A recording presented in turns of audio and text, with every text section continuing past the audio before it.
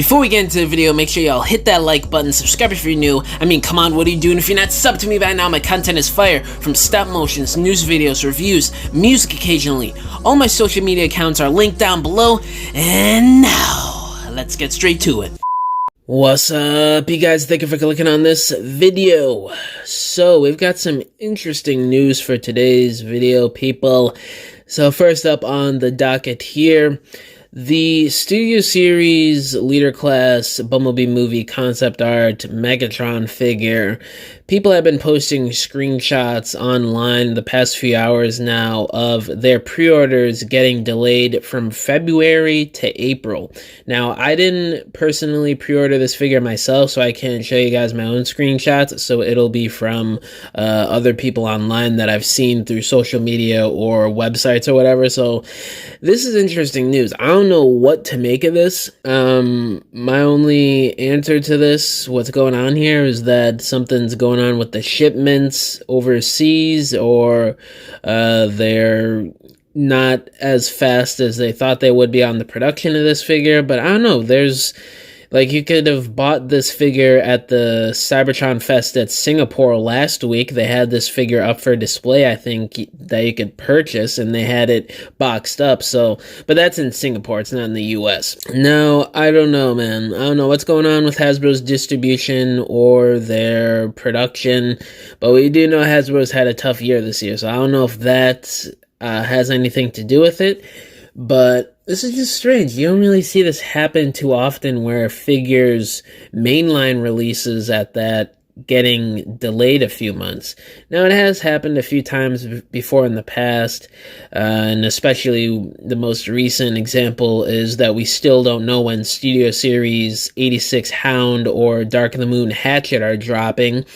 So, I don't know, man, it's a little strange, kind of sucks, especially since this is one of the more anticipated figures of next year so far, and I don't know, hopefully the production on this figure isn't screwed up and there's something wrong where they're not producing as many copies as they would like, because it would really suck if this figure becomes super hard to find right when he comes out, similar to Legacy Tarn earlier this year. But I don't know if that's really going to be the case. That's just the worst option.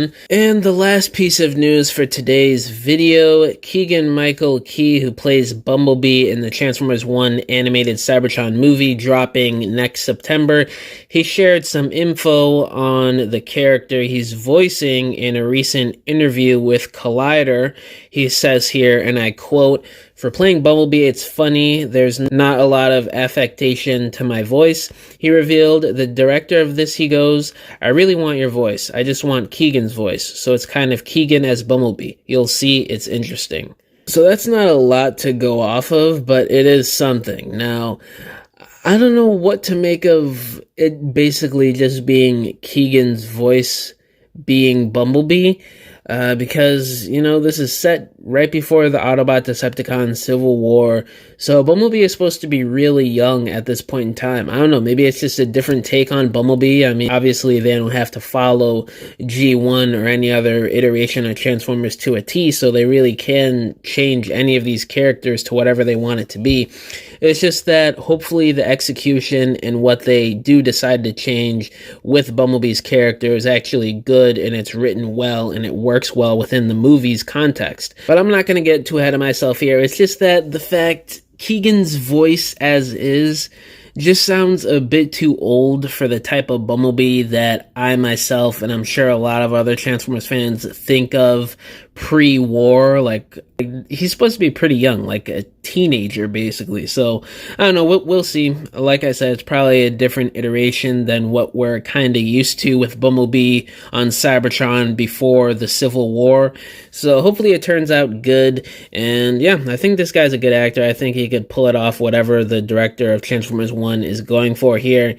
It's just that, you know, I'm a little hesitant on what they're going to be doing, but at least Bumblebee isn't mute, and, you know, we've had that going for pretty much every Transformers movie the past almost 20 years now, so that's a good thing to look forward to at least. But yeah, guys, that's pretty much it for this video. Let me know down in the comments below, what do y'all think about Bumblebee's voice in Transformers 1 pretty much just being Keegan-Michael Key's actual voice himself.